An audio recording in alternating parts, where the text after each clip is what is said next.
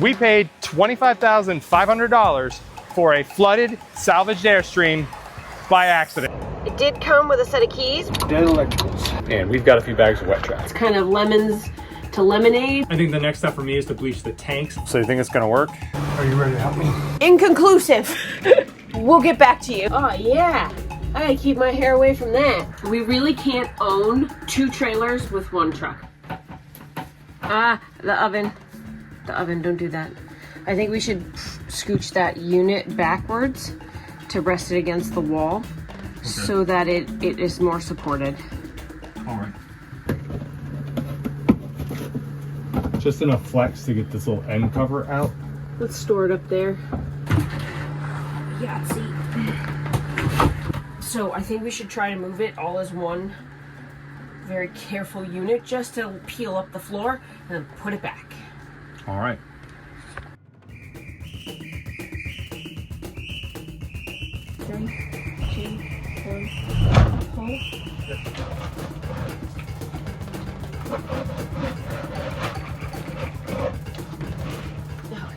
All right, we found how to get under the panel, and now we need to figure out how to get under this bathroom wall.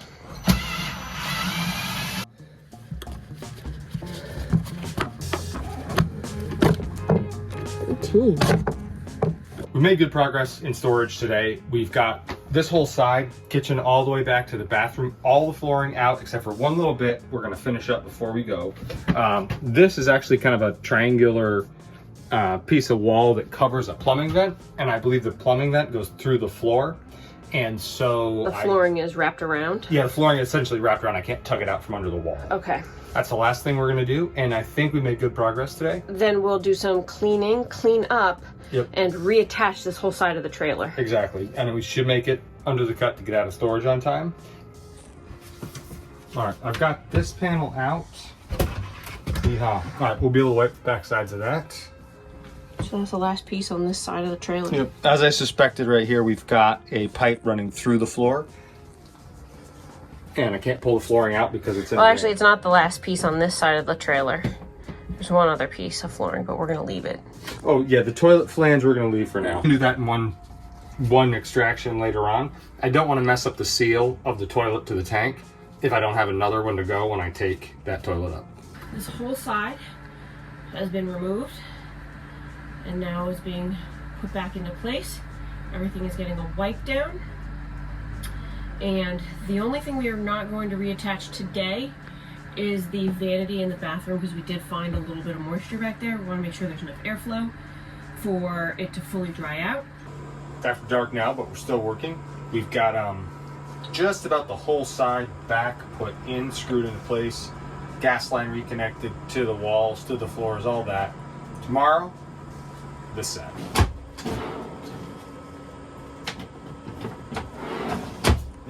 We have had one drawer that is missing from the rig. It's the one by the entry, and a second drawer in the kitchen that is moldy on the bottom, and we're just going to cut out that base.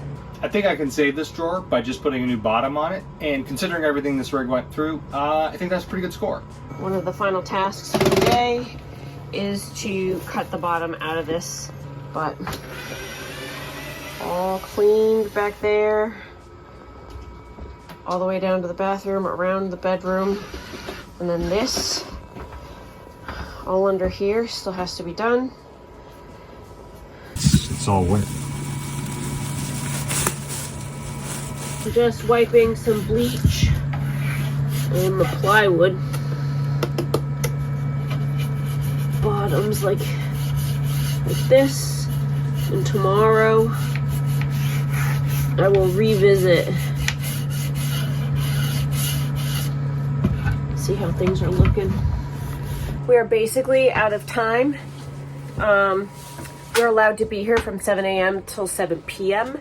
and 7 p.m. is rapidly approaching, so we kind of got a later start, and now we're out of time.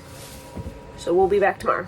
Okay, so last time we were in here, we got all of the flooring out from under all this whole side of the rig, and today the goal is to get this whole side exposed and drying. It's warmer, which is really, really nice. I'm enjoying it. However, it is humid. I feel hot and sweaty. I literally haven't felt hot and sweaty for months. I know. It's I know. weird. It's a weird feeling. It is. But it's actually not hot. It's just warm. And it is really humid, like very humid. That will make drying things out a little harder. I think we're gonna have to dig in. We found the inverter. What is it? Converter? In one of the cabinets on the kitchen side. And I know we have to replace it, but we're wondering if it still works enough for us to use air conditioning and stuff while we order a new one. Obviously not unattended, that would be dangerous. However, we'll find out. Okay, after a few minutes of checking, I don't think we can gain the access we need to get by starting at this end of the shower. I just can't get enough disassembled to get in there. I think we have to go over to the bar end and start there, pull that forward, and work our way back this way.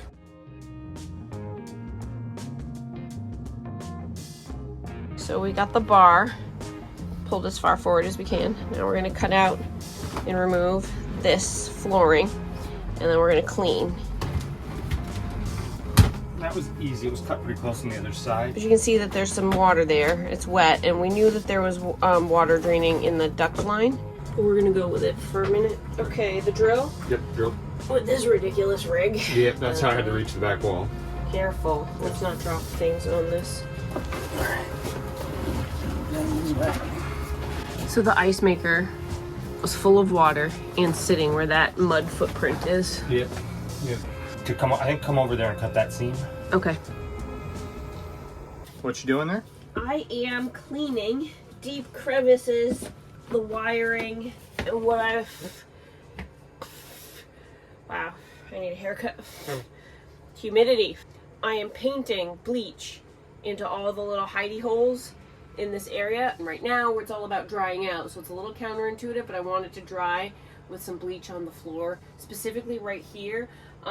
This is probably the wettest spot that we have found beyond the compartment that's under the bed and the area under the vanity, right? The vanity was, I would say those three are the champions so far. But everything in the middle and under, like the kitchen and the pantries and stuff, a lot of that is dry. Here's the stubby screwdriver I made to get to that screw over there. Took me a while to get it loose, but now I can take out this panel and see what we've got behind. So this is a big section of floor we know we need to get rid of. It's definitely damp behind here, so I'm glad we're getting in here. So right here, there's a little tail underneath this wall right here, which is the fridge cabinet.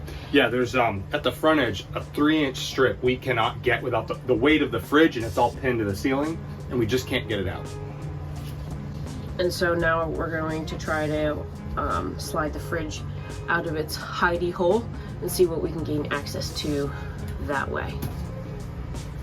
There's a little bit of gross stuff around the edge of the fridge and on the gasket and stuff, but Andrew, that fridge is not as bad as it could be. No, it's not. It's not. I'm really hoping the mechanics in the back are clean. We really haven't looked at that much yet, but yeah, we haven't done any appliance testing. We haven't gotten the power sorted. That'll be another video.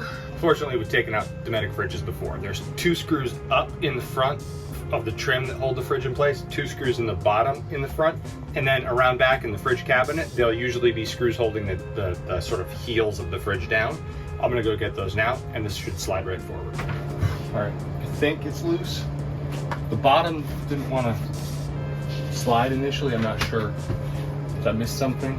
Kind of seems like the bottom still doesn't want to slide. Caulking. The answer is there's a caulking seal at the bottom I didn't expect. That's the fridge loose. Are you ready to help me? Yes. Okay. Wow, this is uncomfortable. Andrew, I'm afraid it's gonna drop. Let me hold it in place. Let's be smarter, not work harder.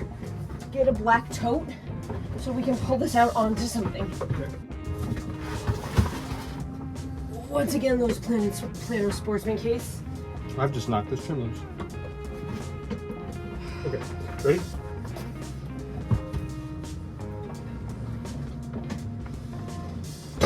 It's out. Great. Fridge cabinet.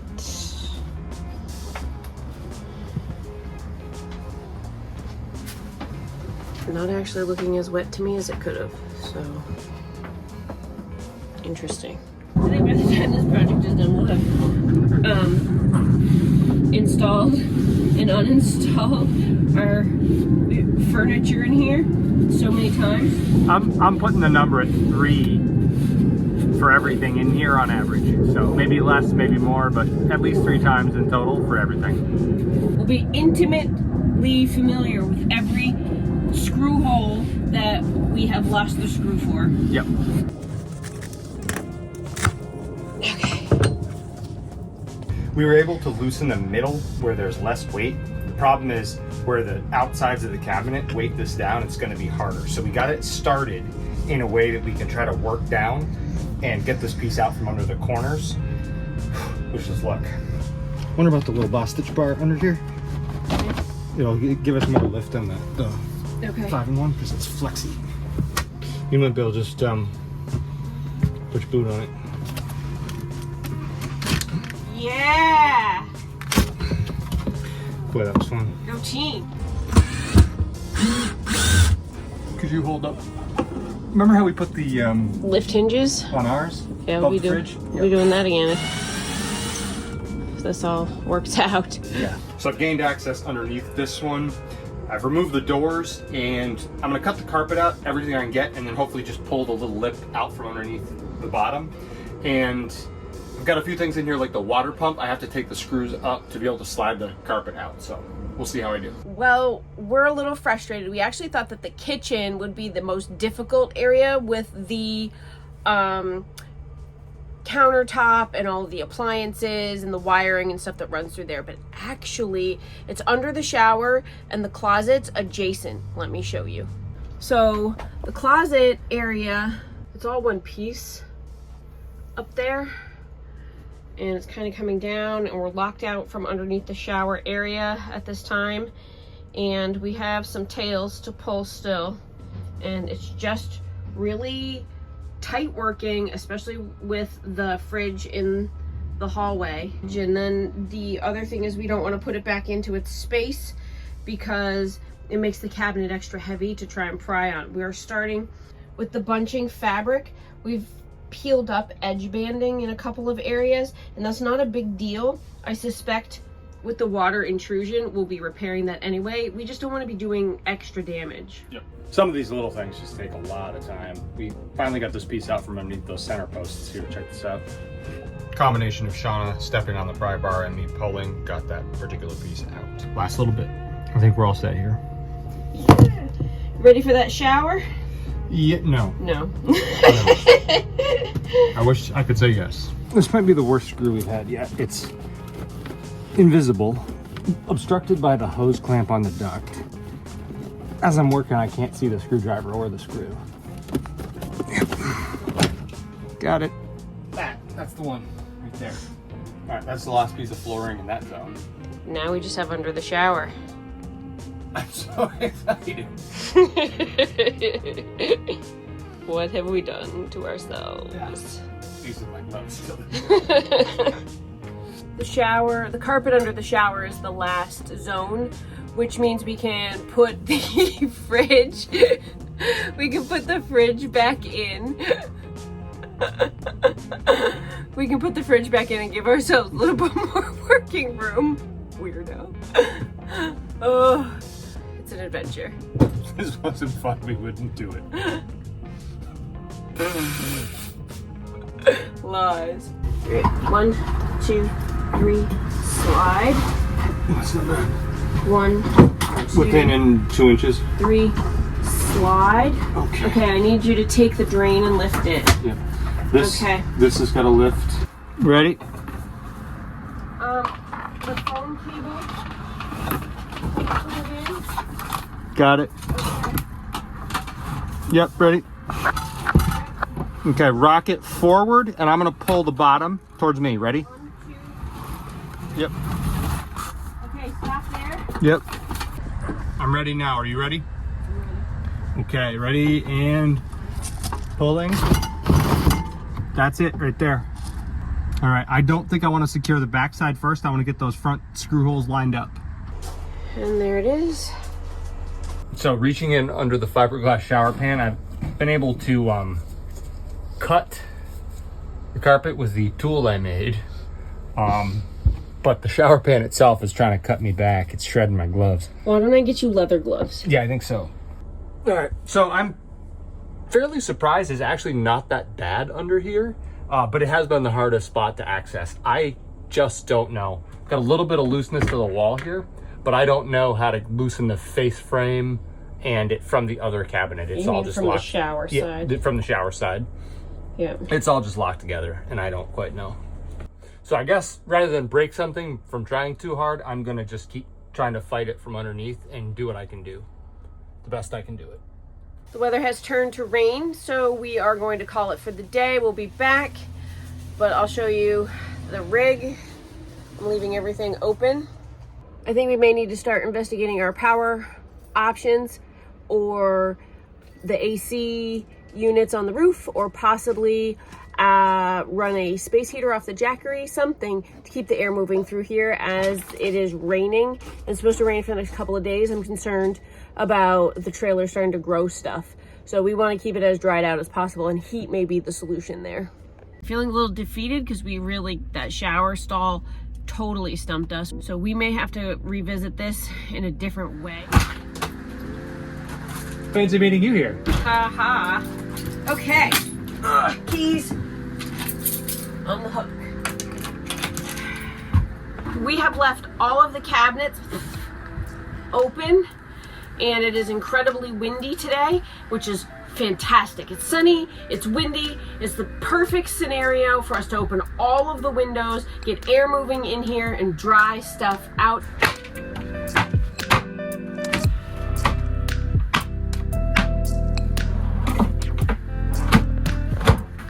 Everywhere I've bleached is looking pretty good, smelling better. Way better back here, way better. Okay, windows. Battery, we're at 11.7. Okay, let's talk about the scope of work today. It's pretty ideal conditions today. It's dry here in Florida. It's windy as heck, kind of cold today, and I'm just exploring to see where the wet spots are and to continue this drying out process. We want to get it dry as quickly as possible because we don't want mold and stuff to grow. I think we've been super duper lucky that the turnaround time on this seems very quickly. We don't have really, except for that one drawer and some handles in the kitchen, no mold so far. So we want to maintain that situation and not let it get any worse. I think in the shed in North Carolina, we actually have a box of Blum hinges. And some glides. And some Blum glides. So turns out we'll probably be able to get all this sorted out for zero cost to us. Yeah. Not yet though. Lots of other things to do. You ready? We feel a little bit defeated here. There's like an 8-inch strip that runs toward the front of the shower, and we just don't have access from either side. It's pinned down by the board that supports the bottom of the shower, and I just can't get in there to cut it and pull it out in the front. Without damaging things. I mean, we could rip out the shower and that front plate, but according to the internet, a lot of times it does irrevocable damage. Yeah.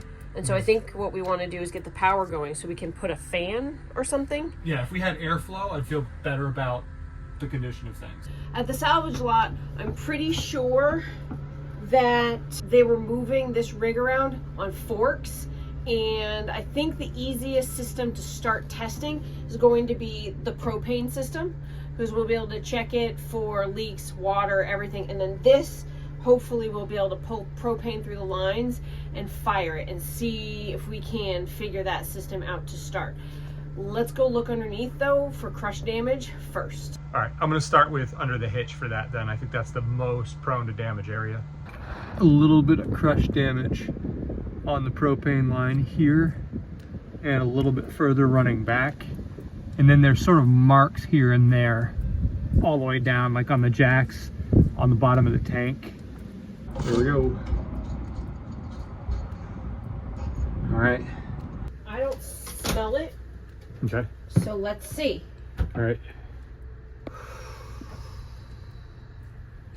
Got 12 volt on that stove. What's the worst that could happen? I could blow up the trailer. All right. Maybe you want to put your hood on.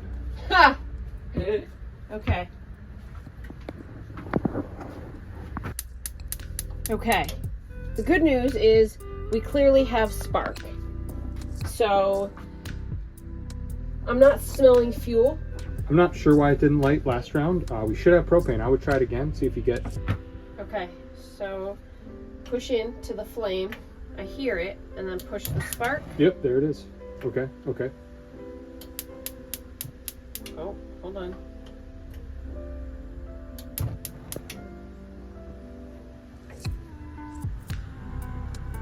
There it is. Ho ho ho, burners are lighting. Okay, propane, check. Yeah. Okay, okay. I'm gonna be cautious about this. Okay, good news is we got flame over here. Out of an abundance of caution, I'm gonna go underneath the trailer now that the lines are pressurized with gas. Nice and windy today, so any leaking gas will blow away. But I've got, essentially it makes soap bubbles around the lines. There's a bunch of places I wanna check. I'm gonna do that now so we don't have an issue. What this means to me is I'll be able to cook in here right off the bat. I'm a little concerned that this is dead. So it might be, but the error it's giving is 12 volts. So it may be possible our batteries are too low. Okay. Because I think the solar is not charging the batteries right now because we took a few things out of the system. Yeah. Okay. So you go check for leaks first, and then we'll move through. We'll deal with this and anything else. Yep. Okay. Fantastic. That's the plan.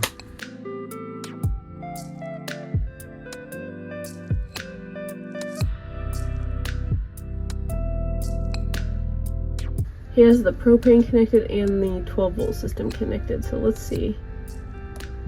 Oh, we got something.